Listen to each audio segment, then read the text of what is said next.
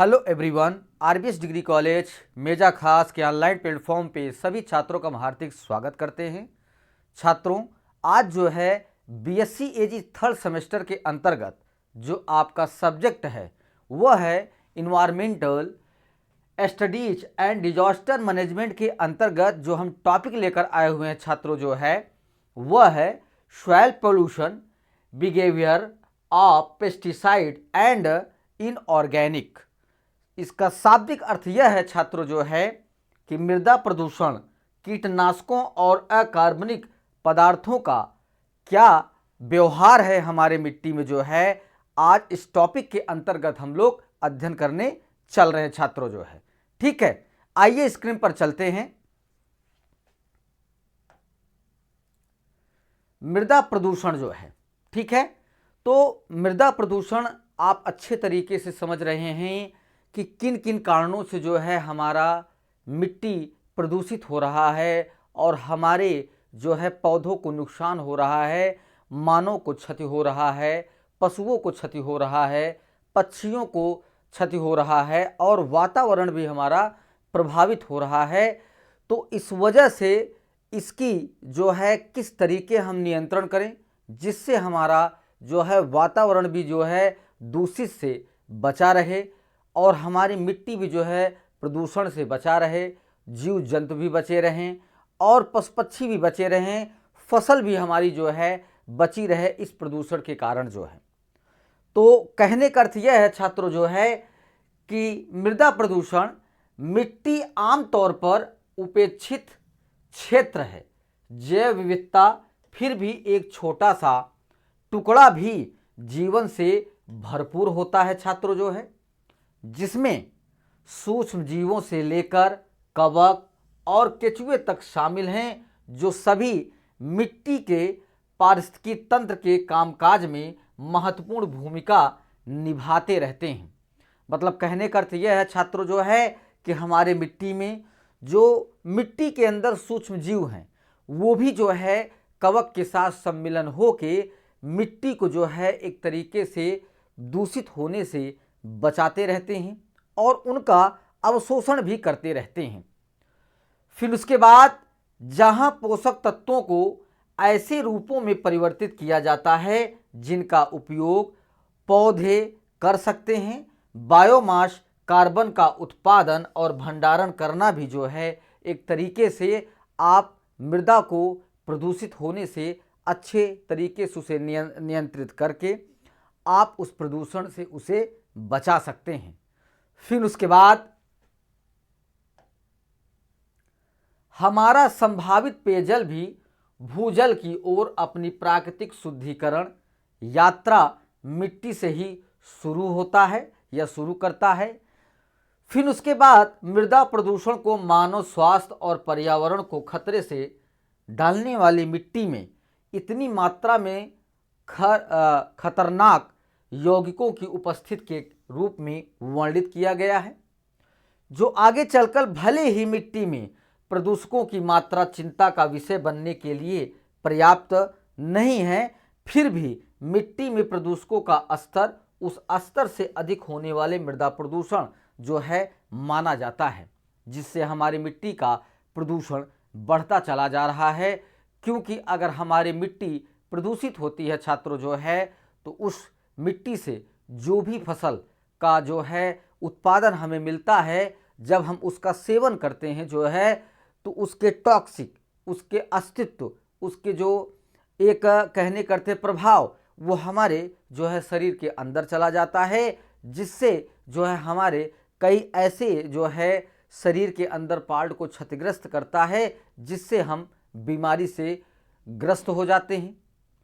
तो इन सब समस्याओं से नियंत्रण के लिए हमें कुछ न कुछ उपाय करना पड़ेगा। फिर उसके बाद मृदा प्रदूषण विभिन्न स्रोतों से आता है, प्राथमिक क्षेत्र से लेकर सामान्य वस्तुओं के जीवन चक्र के अंतिम चरण तक जो है मृदा प्रदूषण होता रहता है छात्रों जो है। फिर उसके बाद कुछ उदाहरण निम्नवत हैं, जैसे आपके कृषि के क्षेत्र में किस तरीके प्रदूषण होता है। कृत्रिम रसायन जैसे कीटनाशक, शाकनाशी, कवकनाशी और उर्वरक के द्वारा जो है हमारा मृदा जो है प्रदूषित होता है।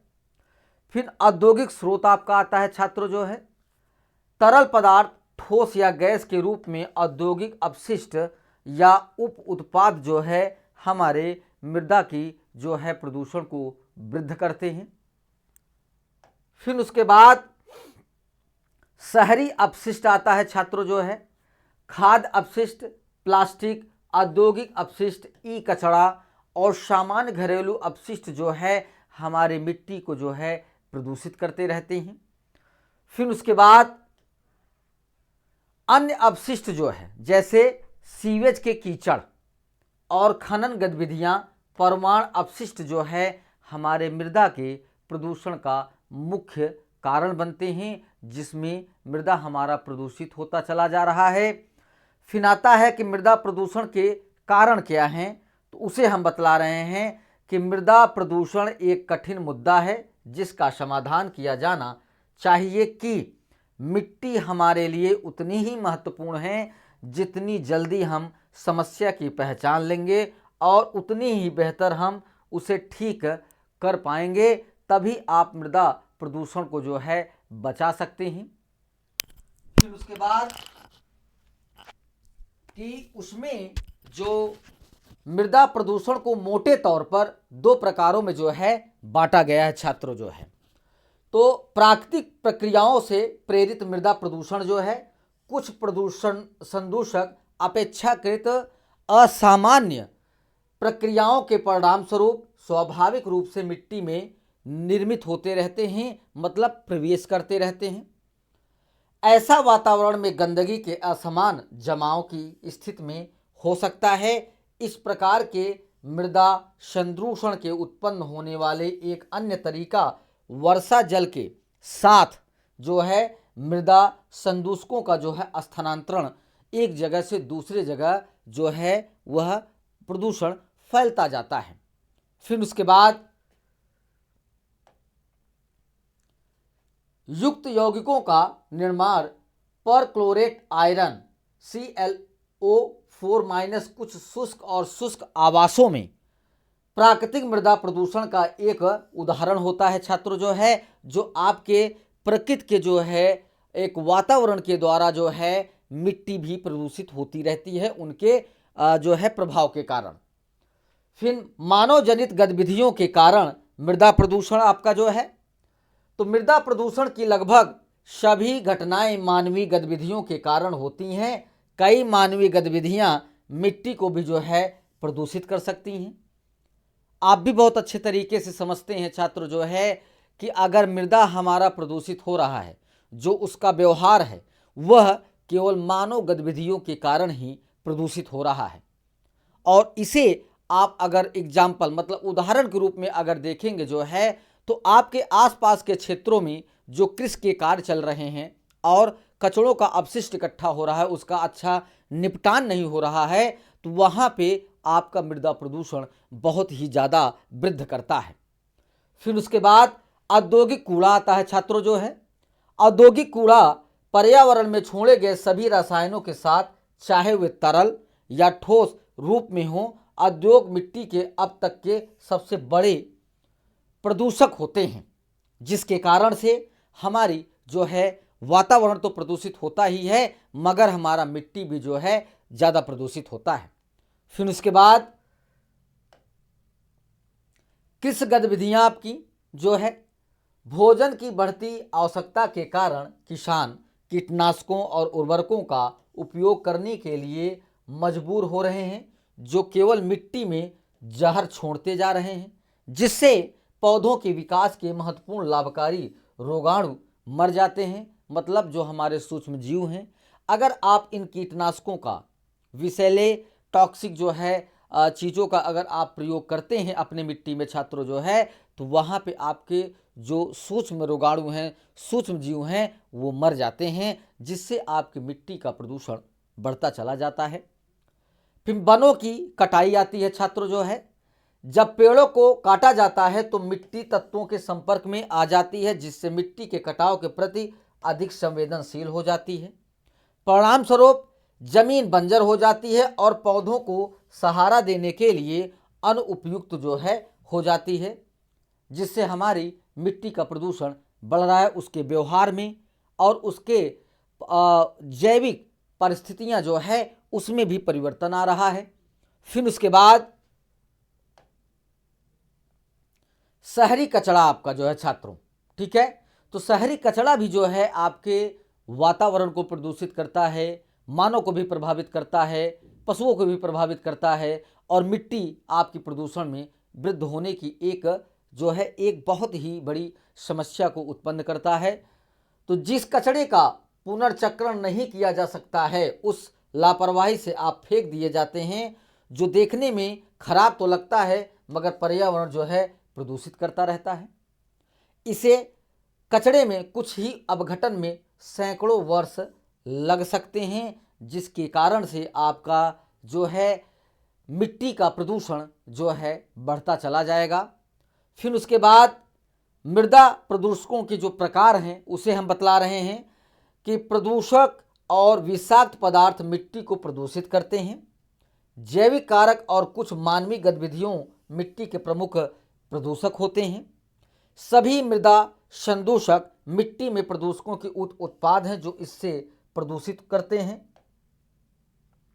फिर कृषि विधियां जो कीटनाशक, रासायनों, औद्योगिक अपशिष्ट, रेडियोधर्मी उत्सर्जन और शहरी या औद्योगिक कचरे से फसलों को दूषित करती है। मिट्टी को नुकसान पहुंचाने वाली मानवीय गतिविधियां कुछ उदाहरण इसके जो है अपशिष्ट हैं, जिसके कारण से आपका वातावरण प्रदूषित होता है, मिट्टी भी प्रदूषित होता है और उसके व्यवहार में परिवर्तन भी जो है आपको देखने को मिलेगा। तो कृषि अपशिष्ट जो है कीटनाशक, उर्वरक, शाकनाशी, घोल, कचरा और खाद उस मिट्टी को अत्यधिक प्रदूषित करते हैं। जहां फसलें उगाई जाती हैं वहां पे आपकी जो खाद्य पदार्थ निकलता है वह भी जो है प्रदूषित रहता है। फसलों में उपयुक्त रसायनों के घटक जमा हो जाते हैं और उपभोक्ताओं के शरीर में विषाक्तता जो है पैदा करते रहते हैं, जिसके कारण से जो है मानव के शरीर एक बीमारी से ग्रसित हो जाती हैं। फिर उसके बाद जैविक एजेंट आपके आते हैं छात्रों। तो मनुष्यों, पशुओं और जानवरों के मलमूत्र से निकलने वाले खाद और बचा हुआ कीचड़ मिट्टी के अंदर काम करने वाले जैविक जीवों द्वारा मिट्टी में लाया जाता है, जो कुछ तो रोग कारक भी जो है बने होते हैं। फिर औद्योगिक अपशिष्ट आता है। तो कागज मिलों, तेल रिफाइनरियों, चीनी कारखानों, पेट्रोलियम उद्योगों और स्टील, कीटनाशक, कपड़ा, फार्मास्यूटिकल्स, कांच, सीमेंट, अन्य चीज़ों के निर्माण करने वाले अन्य उद्योगों से निकलने वाले अपशिष्ट आपकी मिट्टी को प्रदूषित करते रहते हैं और आपके वातावरण को भी जो है प्रभावित करते हैं छात्रों। फिर उसके बाद रेडियोधर्मी अपशिष्ट आपका, जैसे आपका परमाणु ऊर्जा है उसके द्वारा जो है आपका वातावरण प्रभावित होता है। तो परमाणु ऊर्जा संयंत्रों, विद्युत उपकरणों आदि जैसे स्रोतों से रेडियम, थोरियम, यूरेनियम, नाइट्रोजन, अन्य रेडियोधर्मी पदार्थ मिट्टी में रिस जाते हैं और खतरनाक प्रभाव जो है डाल सकते हैं। फिर उसके बाद शहरी वेस्ट आता है। कूड़ा कचरा और अन्य कबाड़, सूखा कीचड़ और घर और व्यावसायिक कचड़े से निकलने वाला सीवेज शहरी कचरा जो है बनते रहते हैं, जिसके कारण से आपकी मिट्टी प्रदूषित होता रहता है और उनके मिट्टी के व्यवहार में जो है परिवर्तन होते रहते हैं। फिर उसके बाद अस्पताल के अपशिष्ट जो है, अस्पतालों से निकलने वाली दवाएं, उपकरण, किट, सीवेज आदि जैसे दूषित पदार्थ मिट्टी में मिल जाते हैं और उसे प्रदूषित कर सकते हैं। कई प्रेरक एजेंट अन्य आबादी में जो है जमा हो जाते हैं, जिसके कारण से आपकी मृदा का जो है व्यवहार चेंज होता है, मृदा में प्रदूषण का वृद्धि होता है। फिर मृदा संदूषकों के उदाहरण आपके जैसे लीड है, यहाँ तक कि सबसे कम सांद्रता पर भी सीसा हानिकारक हो सकता है, खासकर यदि यह लंबे समय तक जो है मौजूद रहे। फिर उसके बाद पारा आता है। अन्य चीज़ों के अलावा धातु, गैस या नमक के रूप में मौजूद हो सकता है। पारा विषाक्तता काफ़ी हानिकारक है, क्योंकि इसे त्वचा के माध्यम से निगला या अवशोषित किया जा सकता है। फिर उसके बाद हड़ताल है। हड़ताल एक प्राकृतिक रूप से दिखने वाला तत्व है जिसे उच्च रासायनिक या आर्सेनिक सांद्रता वाले स्थानों में ज्वालामुखी विस्फोट या प्रदूषित भूजल के माध्यम से पर्यावरण में छोड़ा जा सकता है इसे, जिसके कारण से आपकी मिट्टी के व्यवहार में परिवर्तन होता है। फिर तांबा आता है छात्रों जो है, भले ही तांबा मनुष्यों के लिए बहुत कम मात्रा में आवश्यक है, लेकिन इसका अत्यधिक संपर्क काफ़ी हानिकारक जो है होता है। फिर उसके बाद जस्ता आपका आता है छात्रों जो है, तो जस्ता भी जो है एक तरीके से आपके मृदा को प्रदूषित करता है। उन क्षेत्रों में जहां जस्ता प्राकृतिक रूप से मौजूद है या खनन किया जाता है, वहां मिट्टी और पानी को प्रदूषित करना आसान है। अधिक मात्रा में जिंक का सेवन कई स्वास्थ्य समस्याओं का कारण बन सकते हैं। फिर कीटनाशक जो है शाकनाशी और कीटनाशक वाले लोगों की मान्यता जो है प्रदूषक का कारण है। वे सीधे त्वचा के संपर्क और भोजन या पानी के अंतर्ग्रहण या सांस लेने से विषाक्त हो सकते हैं, जिसके कारण से हम उस प्रदूषण से प्रभावित होते रहते हैं। फिर उसके बाद मृदा प्रदूषण के जो प्रभाव हैं, मृदा प्रदूषण के कारण होने वाले प्रतिकूल प्रभावों की एक विस्तृत श्रृंखला मनुष्यों, जानवरों, पौधों और समग्र रूप से पर्यावरण को नुकसान पहुंचाती हैं। मानव स्वास्थ्य पर मृदा प्रदूषण का जो प्रभाव पड़ता है उसे हम बतला रहे हैं कि सभी 3 चरणों में मिट्टी प्रदूषक ठोस, तरल और गैसीय हो सकते हैं। परिणाम स्वरूप ऐसे कई तरीके हैं जिनसे हम विषाक्त पदार्थ मानव शरीर में प्रवेश कर सकते हैं, जिससे मानव शरीर को कई बीमारियों को जो है ग्रसित हो जाते हैं। फिर उसके बाद या तो सीधे त्वचा के संपर्क के माध्यम से या दूषित मिट्टी के धूल के साथ सांस के माध्यम से शरीर के अंदर चले जाते हैं, जिससे हमारे शरीर जो है कई बीमारियों से जो है ग्रसित हो जाता है। पौधे और जानवरों पर मृदा प्रदूषण का प्रभाव जो है, ऐसी मिट्टी में पौधों की वृद्धि बाधित होती है, क्योंकि वह मिट्टी प्रदूषण की उपस्थिति से अक्सर पोषक तत्वों की उपलब्धता में जो है गिरावट आ जाती है। फिर आपका मृदा प्रदूषक में कीटनाशकों की जो भूमिका है उसे हम आपको बतला रहे हैं कि जैसे कीटनाशक आपका है, अगर आपका ढीला कार्बनिक या खनिज पदार्थ जो पृथ्वी की तत्काल सतह को कवर करता है और स्थलीय पौधों के लिए प्राकृतिक विकास माध्यम के रूप में कार्य करता है, उसे हम मिट्टी के रूप में जो है जाना जाता है। शब्द कीटनाशक एक सामान्य वाक्यांश है जो कृषि क्षेत्रों और भंडारण गृहों, मानव घरों और बगीचों सहित अन्य स्थानों में कीटों को मारने या नियंत्रित करने के लिए उपयोग किए जाने वाले सभी रसायनों को संदर्भित करता है। फिर उसके बाद मृदा प्रदूषक में कीटनाशकों की जो भूमिका है, कीटनाशकों का जो प्रकार है उसे हम बतला रहे हैं कि मिट्टी के कीटों के प्रबंधन के लिए कीटनाशकों को सीधे मिट्टी में जो है डाल दिया जाता है, जिससे आपकी मृदा प्रदूषित होती रहती है।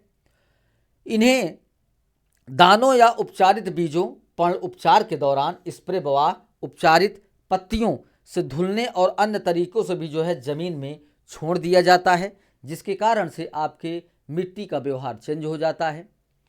निम्नलिखित कुछ तरीके हैं जिनसे कीटनाशक मिट्टी में प्रवेश करते रहते हैं, जैसे दीमक और अन्य आक्रमक प्रजातियों जैसे मिट्टी को संक्रमित करने वाले कीटों को नियंत्रित करने के लिए मिट्टी में कीटनाशकों के प्रयोग से कीटनाशक मिट्टी में प्रवेश कर जाते हैं।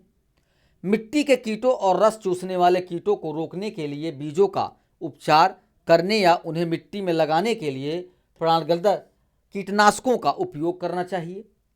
कीटनाशक हवा से उड़ने वाली धूल और अनुपचारित मिट्टी में सतही में अपवाह को जो है प्रभावित करते रहते हैं, जिसके कारण से आपका मृदा का जो है व्यवहार और उसके प्रदूषण में वृद्धि होता रहता है। फिर उसके बाद फसलों पर छिड़के गए कुछ कीटनाशक छत से बहकर जमीन तक गिर जाते हैं, जो आपके मिट्टी में प्रवेश करते हैं और आपको प्रदूषण को बढ़ावा मिलता है। मृदा प्रदूषक में कीटनाशकों की क्या भूमिका है? कवकनाशी आपका आता है छात्र जो है, तो कवकनाशी का उपयोग आमतौर पर मिट्टी के सूक्ष्म जीवों की विविधता और मात्रा को कम करके मिट्टी के पारिस्थितिकी तंत्र को अस्थिर कर देता है। पौष्टिक खाद चक्रण मिट्टी का निर्माण, पौधों के विकास को बढ़ावा देने और रोगजनक रक्षा करने के लिए जो है कवकनाशी का उपयोग किया जाता है, जिससे आपकी मिट्टी के जो है प्रदूषण तो बढ़ता ही है मगर उसके व्यवहार में भी जो है परिवर्तन होता रहता है। फिर उसके बाद मिट्टी में मौजूद कार्बनिक पदार्थ मिट्टी और पानी की रक्षा करने में मदद कर सकते हैं। वातावरण संदूषण से प्रदूषकों का मौजूदी से बांधकर और उन्हें रोगाणुओं द्वारा विषहरण करने का समय देकर जो है किया जाता है। फिर भी संदूषण पहली बार कार्बनिक पदार्थों को बनाने में अपना रोक सकता है और आगे वो बढ़ सकता है जो है। फिर आपका कीटनाशक आता है।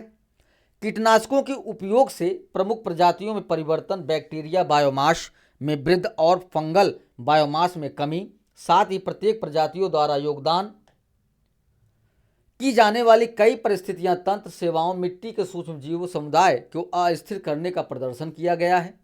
जो कार्बामेट आपका आता है छात्रों जो है, तो नाइट्रोसोमोनास, नाइट्रोवेक्टर, थियोबैसियल सभी ग्राम नेगेटिव बैक्टीरिया जो फसल के पोषक तत्वों को ग्रहण करने के लिए महत्वपूर्ण नाइट्रीकरण और विनाइट्रीकरण जो है प्रक्रियाओं में अपना योगदान करते रहते हैं, जिससे पौधा जो है क्या कहते हैं नाइट्रोजन की उपलब्धता को जो है बढ़ाता रहता है और जो है आपके जो प्रदूषण हैं उसे जो है वो अवशोषित करता रहता है।